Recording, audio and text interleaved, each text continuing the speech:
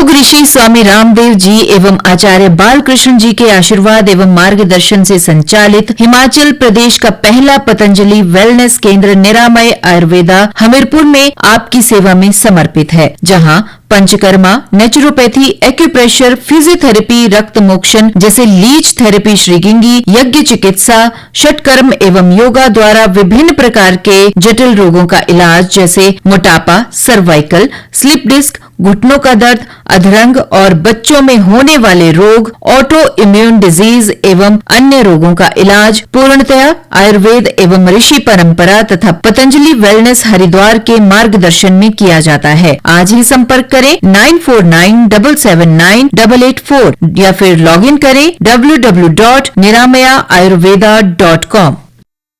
हमीरपुर के कृषि विभाग सभागार में हिमरा संस्था द्वारा 2 दिवसीय राज्य स्तरीय कार्यशाला का आयोजन किया जा रहा है, जिसमें प्रदेश भर से 5 जिलों के प्रगतिशील किसान हिस्सा ले रहे हैं। हिमरा संस्था के तकनीकी सलाहकार डॉक्टर सुभाष शर्मा ने बताया कि 2 दिवसीय कार्यशाला के दौरान किसानों को प्राकृतिक खेती के बारे में प्रशिक्षित किया जा रहा है, ताकि उनकी फसलों को बीमारियों से बचाया जा सके और उसके बारे में उन्हें आगाह किया जा सके। जल ही जीवन है, तो सबसे पहले तो हमारा उद्देश्य है कि आप जल का संरक्षण कीजिए, उसका सदुपयोग कीजिए, क्योंकि पहाड़ में बरानी खेती ही सब कुछ है। और इसके लिए जितनी हमारी परंपरागत जो बीज हैं, फसलें हैं, उनको बचाना, उनको बढ़ावा देने के लिए बीज का बहुत जरूरी है।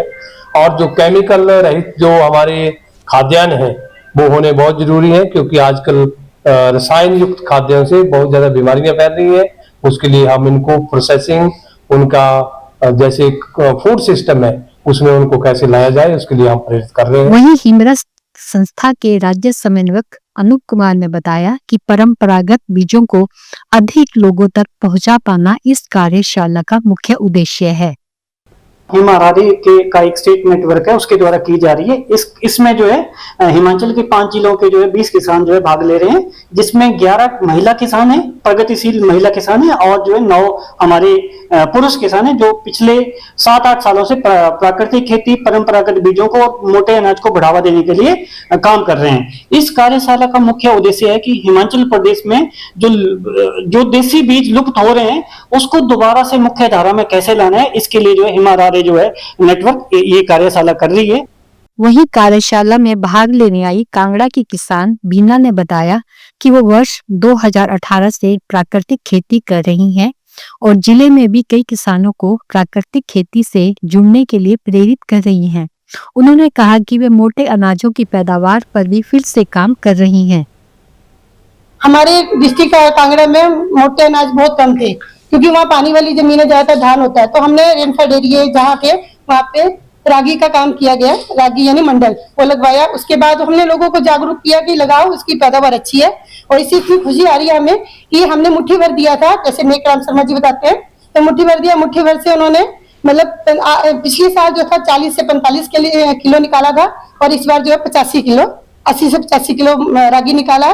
और उनकी इनकम जो है 150 रुपए किलो के हिसाब से 160 रुपए बेच रहे हैं। किसान सोम कृष्ण गौतम ने बताया कि कार्यशाला में कृषि विभाग के सहयोग से 500 से ज्यादा किसानों को प्राकृतिक खेती से जोड़ने का काम किया जा रहा है। उन्होंने बताया कि इस कार्यशाला में प्रशिक्षण के बाद किसानों को बहुत फायदा मिलेगा।